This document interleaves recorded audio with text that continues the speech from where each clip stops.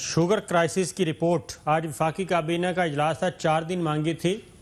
مہلت، لیکن prime minister نے وہ مہلت نہیں دی، اور ہماری اطلاعات کے مطابق خبر یہ ہے کہ معاملہ ریفر کیا جائے گا نیب کو، کیونکہ جو رپورٹ آئی ہے اس میں یہ کہا گیا ہے کہ اس میں اتنی ورتھ ہے کہ یہ معاملہ قومی احتساب بیورو کو ریفر کر دیا جائے، اور جس کا مطلب ہوگا کہ ریفرنس فائل کیے جائیں۔ اور میں آپ کو بتا دوں کہ اس میں وزیر اعلیٰ پنجاب عثمان وزار صاحب نے سٹیٹمنٹ ریکارڈ کروایا تھا، وفاقی وزیر اسد عمر صاحب اور وفاقی مشیر رزاق داؤد صاحب نے سٹیٹمنٹس ریکارڈ کروائے ہیں۔ وزیر اعلیٰ سندھ نے معذرت کر لی تھی، انکار کر دیا تھا، کیونکہ وہ ساری چیزیں آئی تھنک بھانپ گئے تھے۔ چوہے صاحب، یہ معاملہ تو نیب کو جا رہا ہے۔ نہیں تو آپ یہ بہت بڑی خبر دے رہے ہیں نا، وہ کھل کے اظہار کرے، روزہ تو کھل گیا یہاں، ہمارے یہاں وہاں نہیں کھلا۔ میں نے صرف پانی پیا اور اس کے بعد وہ واپس ذیشان ادھر لے کے آ گیا۔ ہاں جی، بسم اللہ الرحمن الرحیم۔ صابر شاکر صاحب جو بات کر رہے ہیں چینی کے معاملے میں، گندم کے سکینڈل پر، جو وفاقی حکومت نے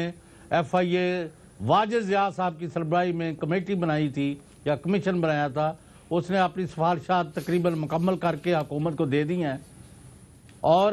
اس کا نتیجے میں نیب اعلیٰ ترین سطح پر انکوائری کرے گی اور ریفرنسز دائر ہوں گے اور ملزمان گرفتار ہوں گے اور عہدوں سے برطرف ہوں گے اگر کوئی بڑے عہدے پر موجود ہوا تو۔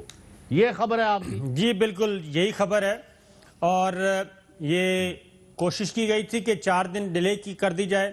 لیکن وزیر اعظم عمران خان نے 4 دن سے کیا فرق پڑتا ہے؟ ہاں لیکن وہ میرا خیال ہے کہ جمعے تک، میری اطلاع ہے جمعے کو ہو سکتا ہے یہ پبلک کر دی جائے اور بتا دیا جائے، جس میں مین جو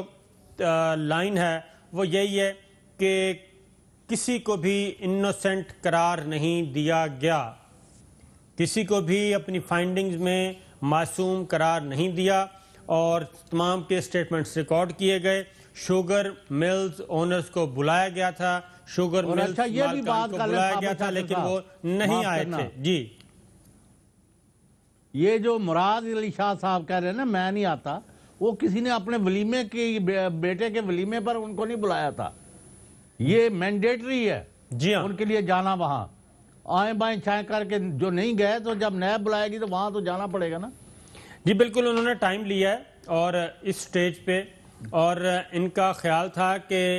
اس رپورٹ کو ہی چیلنج کر دیا جائے، سسپینڈ کروا لیا جائے کسی اعلیٰ عدالت سے۔ تو میرا خیال ہے واجد ضیاء صاحب بھی سمجھدار آدمی ہیں، اور وہ اگر پاناما کی انویسٹیگیشن کر سکتے ہیں تو پھر یہ تو اس کے مقابلے میں بہت معمولی تھا۔ اس کی ریزن یہ ہے کہ جو چیزیں سامنے آئی ہیں وہ تحقیقات کے دوران صرف فورنزک آڈٹ ہی نہیں بلکہ کچھ فیک اکاؤنٹس بھی سامنے آئے، اور فیک اکاؤنٹس سے مراد یہ ہے کہ وہ مین اکاؤنٹس جو شوگر ملز کے ہیں اس میں تو کوئی نہیں ہو رہی، لیکن پیرالل کچھ اکاؤنٹس وہ بھی، اور پھر اس سے منی لانڈرنگ کے بھی ایسپیکٹ سامنے آئے۔ تو یہ ساری چیزیں ہیں جس کے بعد یہ بڑی خبر آپ نے دی ہے کہ بھئی اس میں کسی کو بے گناہ نہیں کہا گیا۔ جی سر بالکل، اس میں کسی کو بھی بے گناہ قرار نہیں دیا گیا، بے گناہ نہیں لکھا گیا، سٹیٹمنٹس ریکارڈ کیے گئے ہیں،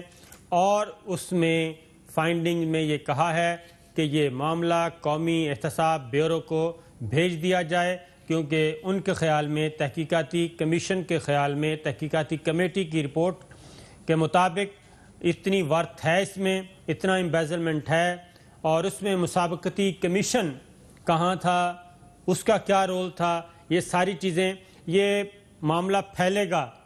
اور یہ اپنی لپیٹ میں کچھ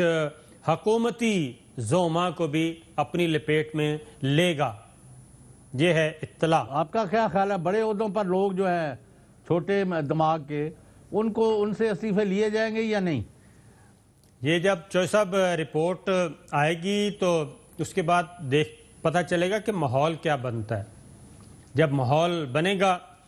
اور اس میں کہ کتنا پریشر برداشت کر پاتے ہیں، تو میرا اپنا خیال ہے کہ یہ رپورٹ اگر منظر عام پہ آ گئی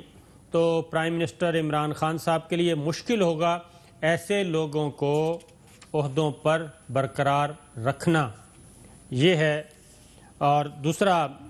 ایک اور آگے چلتے ہیں آپ کے پنجاب کی طرف۔ چوہے صاحب عثمان بزدار صاحب سنا ہے بہت زیادہ ایکٹیو ہو گئے ہیں۔